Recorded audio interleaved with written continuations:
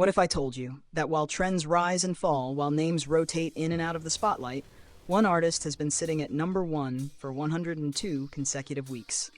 Not because of a viral moment, not because of controversy, but because people keep choosing him. Over and over again. That artist is Jin. Let's really pause on that number. 102 weeks.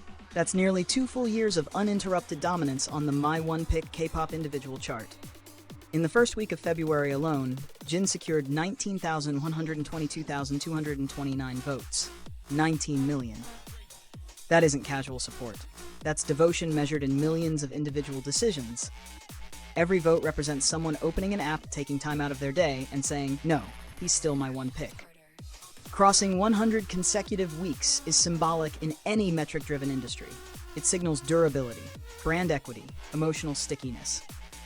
But 102? That says something deeper. It says his presence isn't seasonal. It's structural, and it doesn't stop at weekly charts. Jin has topped the monthly K-pop individual rankings for 25 months. That's over 2 years of sustained first place at the monthly level.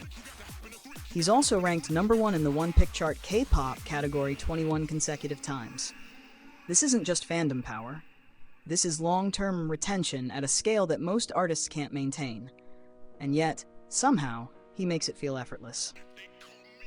Now let's talk about the song that shifted everything, Don't Say You Love Me.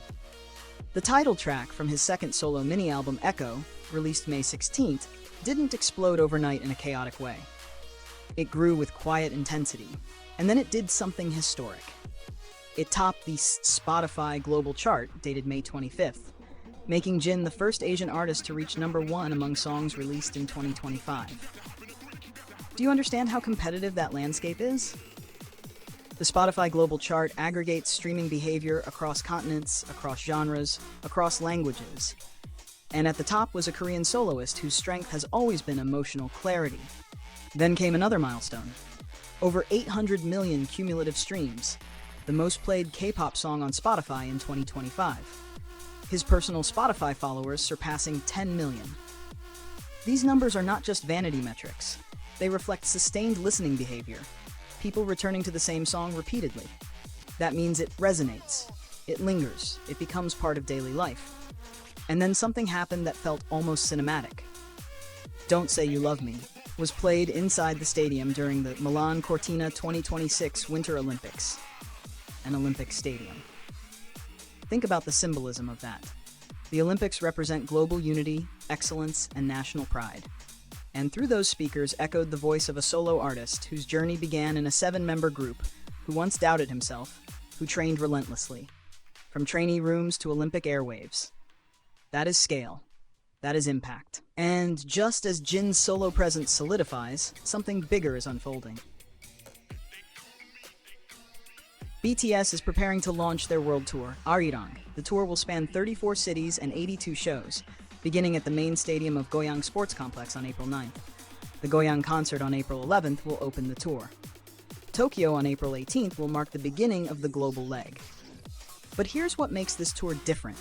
Even if you're thousands of miles away, you can still be part of it.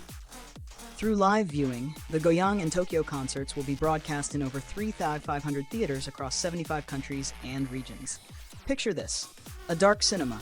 The screen lights up, the bass vibrates through theater speakers. Fans sitting side by side, not strangers but connected by the same anticipation. Light sticks glowing in the dark rows like constellations. It transforms a movie theater into a stadium. In Korea, screenings will take place at CGV, Lotte Cinema, and Megabox. Ticket sales open February 25th at 10 a.m. And if early demand is any indicator, they won't last long. BTS has already sold out 41 dates across North America and Europe, including historic venues like Allianz Arena, Tottenham Hotspur Stadium, Gillette Stadium. At Tottenham Hotspur Stadium, they recorded the highest seat occupancy rate ever for a single concert. That means not just a sellout, but maximum utilization. Every possible seat filled, every section alive. This isn't simply commercial success, it's cultural occupation. And before the tour fully ignites, BTS will release their 5th full-length album ARIRANG on March 20th at 1 p.m. It's described as encapsulating the BTS of today. And that phrase feels important. Because today, BTS is not the same as the BTS that debuted. Not the same as the BTS that first entered Western charts. Not even the same as the BTS that paused for individual growth. Today's BTS is battle-tested, individually fortified, emotionally matured. And Jin's 102-week reign? It feels like a preview of that stability. From topping fan charts for over 2 years, to achieving 800 million streams, to echoing through Olympic stadiums, to preparing for 82 global shows. This isn't hype. It's continuity. It's proof that quiet consistency can evolve into undeniable dominance. That loyalty, when nurtured over time, becomes unshakable infrastructure. And that sometimes the most powerful presence isn't the loudest voice in the room. It's the one that never stops being chosen.